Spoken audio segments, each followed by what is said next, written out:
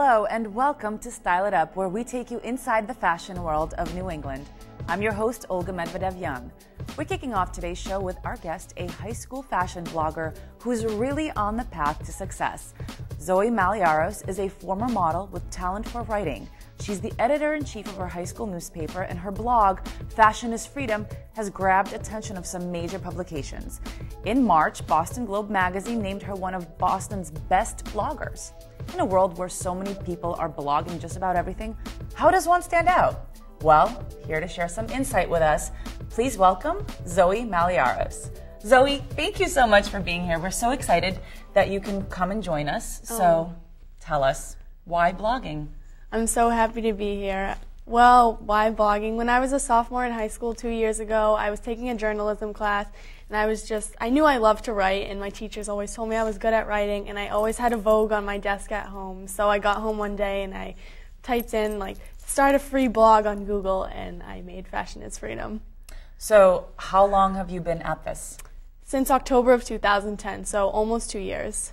And how has the response been from? The response has been growing. It's been really great. People have been reaching out to me, like retailers, companies. I've been to a lot of events, so I've been able to spread the word. And a lot of people want to work together and promote me and have me promote them. So it's been going very well. What type of things do you love to blog about? Recent trends, like what's trending in magazines, what I can see on TV shows about fashion, things like Project Runway, and things that I like to do. So just about everything? Yeah, just about everything. What gives you inspiration? The magazines that I read and the people that I see in them, like fashion shows. I love Fashion Week because I can see not only what's on the runways, but what the people going to the shows are wearing. Like Paris Fashion Week was a couple weeks ago. I was glued to my computer screen, what's everyone wearing to the shows, and what I can see in magazines. I can piece things together and make my own what's trending or little style pieces. That's, that's very exciting. Tell me, in terms of Boston fashion, do you see a trend in Boston? Is Boston fashion different from other cities in the world? I think it's different because a couple years ago, Vanity Fair said, oh, it's the worst dressed city, but since then, everyone's kind of been building it up, fashion, there's been new magazines popping up. So I think it's different from other cities, whereas it's growing, and it's kind of something new has been introduced, and there are a lot of bloggers now. I know a lot of other girls that blog, and I see them around at events, and they try to introduce everything, not just to the bloggers and the editors of the magazines, but people in the city too. So why is Boston the worst dressed city? What do you think? I don't know. I always tell my mom, oh, well, I'm going to move to New York because, well, it's New York. And she's like, well, Boston's all students, so maybe that's why so many people are not. Maybe who knows? Sports influence, yeah. The guys with the backwards hat. Right. Yeah. I don't know. You've been pretty busy. Yeah, obviously. very busy. You're in charge of the school newspaper. You have a blog. Where do you hope to take all of this? Well, I want to go to school for communications and hopefully work at a publication in either advertising, marketing, or writing, something like that, or be a public relations girl.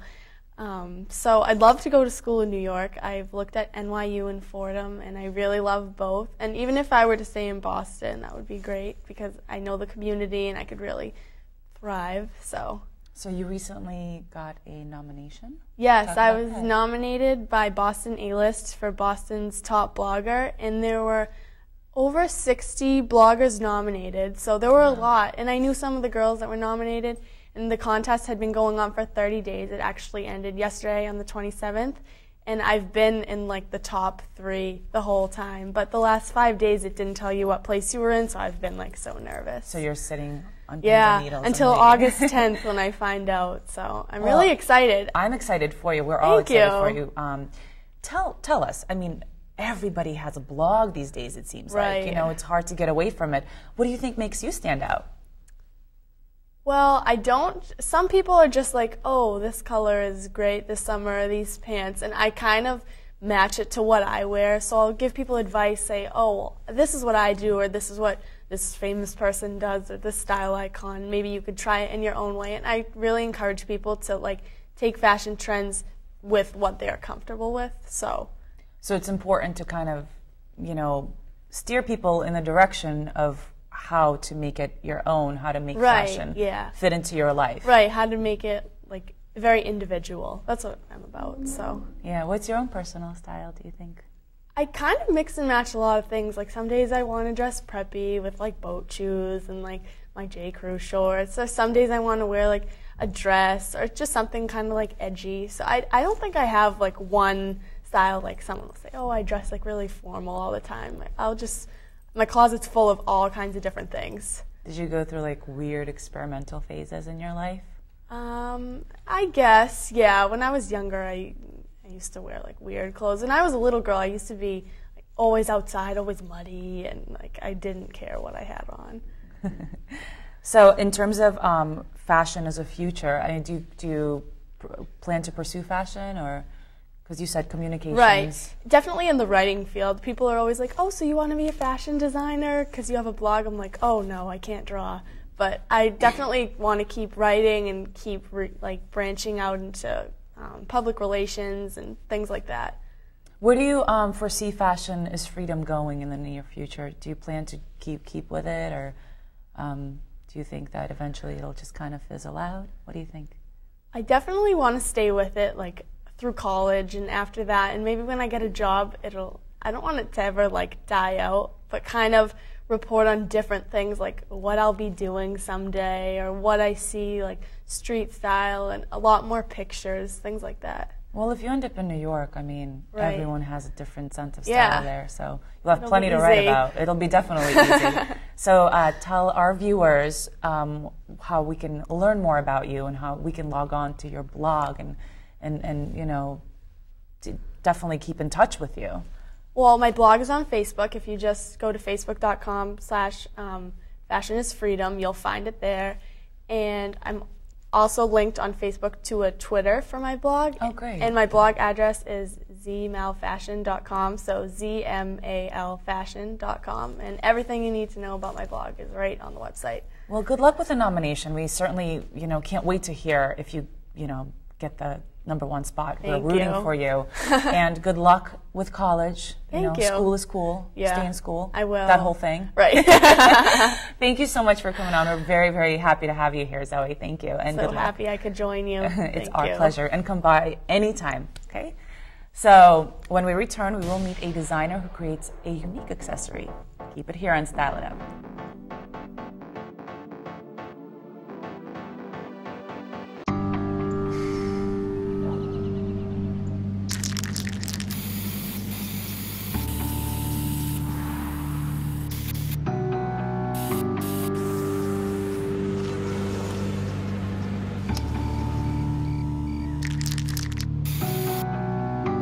Turning a 20-foot wall into a canvas takes vision.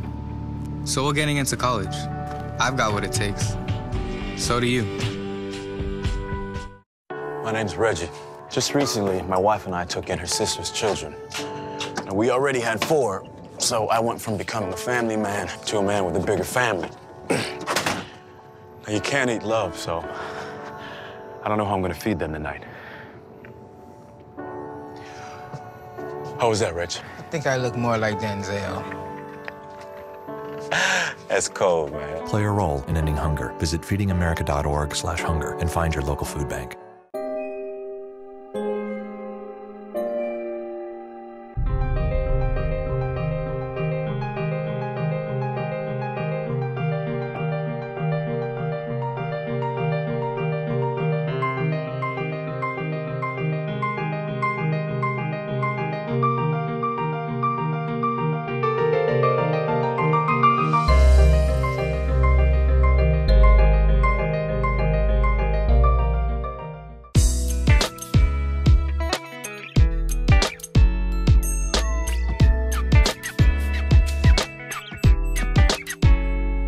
The wedge heel has adorned the feet of women since the 1930s.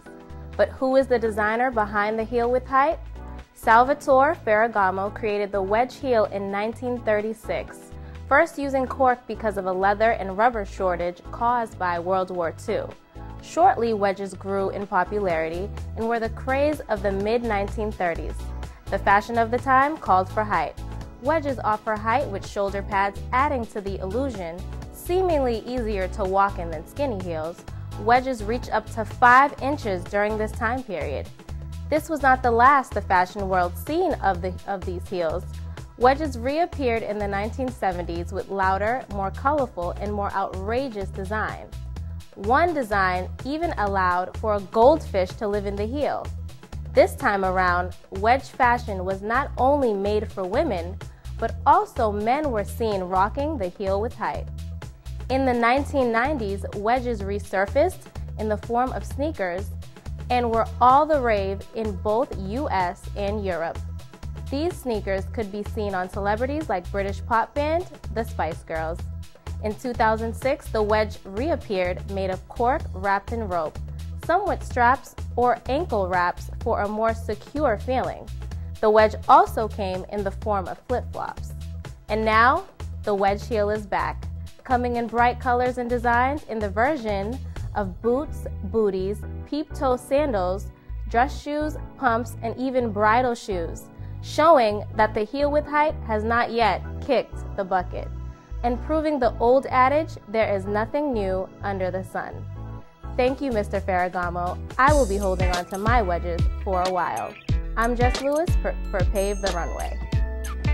Pave the Runway features designers of the past and present who have made a major contribution to the fashion industry today and for the future.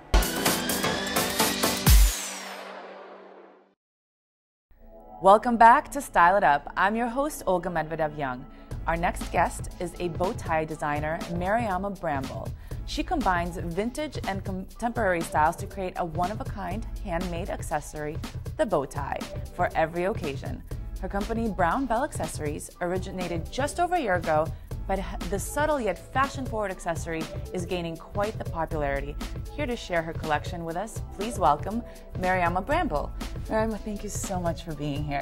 Thank you. Oh, I'm excited about this. I mean, let's talk bow ties. This is really, really cool. Why bow ties? Well, I kind of started on a whim. Someone asked me to make a bow tie for them. I've always sewn since I was a kid, so I decided to try it. The first one was really bad, but I just kept at it, and it just morphed into this business. So, are you finding that the bow tie is a very popular accessory?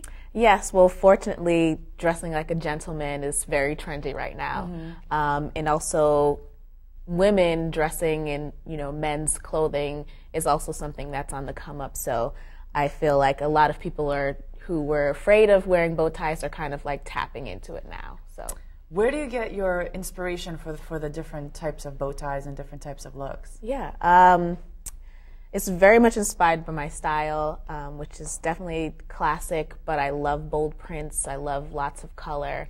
So I'm inspired by a lot of different things. Sometimes it'll be the fabric that inspires me, and it's pretty random, but it definitely is a reflection of my own personal style. It really is cool, and we'll get a little bit more into that, but let's see a couple of your looks. You brought some models here today? Sure. Wait, let's see the first look. The first look on Jason is a leopard print bow tie, and this is made out of a satin taffeta. I love leopard print. I think it goes with everything. And I think that men should not be afraid to wear a leopard print, and I think that a bow tie is a great way to introduce this, because it's more subtle than wearing, a big print on your body. So it's just paired with a very simple outfit.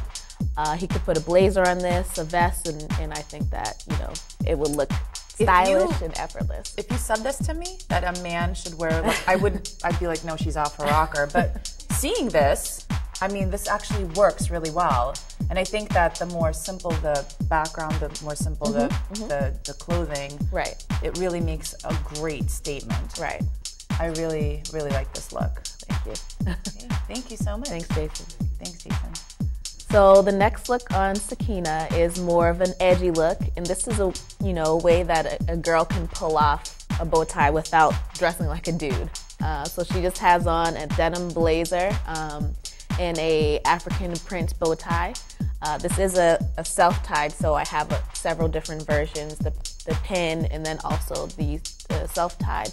And she just has a denim jeans and some really cool print shoes, little edgy earrings. So this is just a great way to incorporate a little pop into you know, this outfit. I absolutely love this look, and I just think that it really makes such a rock and roll statement, you know, cute little bow tie. Yeah. You could see this on Gwen Stefani, you know, totally just works. Yes. It's awesome.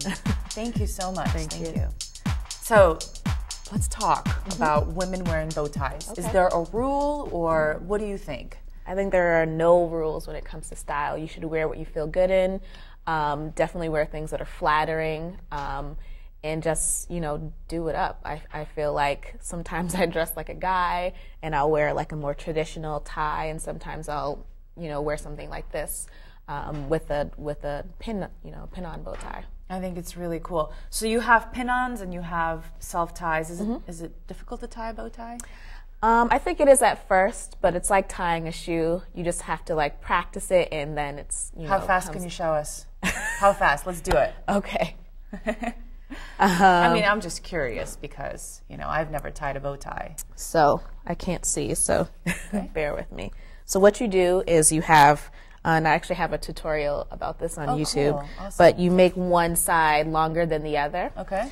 Then you pull the long side over, Okay. like so. Yep. And then through this back loop. Almost like a tie. Yep. Like tying a tie. Okay. Yep.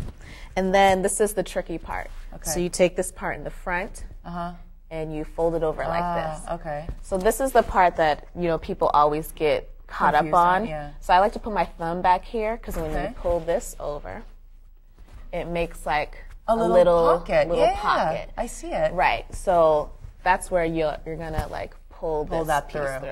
And you Awesome. just like stick it in there.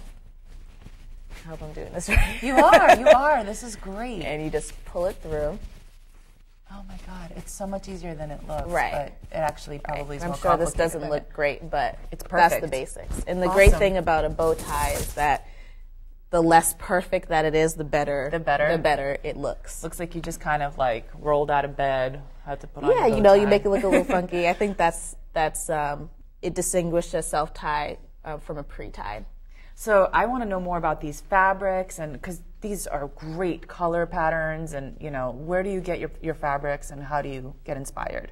So I actually started making bow ties out of vintage ties, because I wasn't finding the classic patterns that I really was interested in, but I quickly found that I don't have enough time to go thrift ties, you know, 24/7, because I do have a day job. So then I started making small collections of just like interesting fabrics. So like this tie was a vintage Ralph Lauren tie. Oh, wow.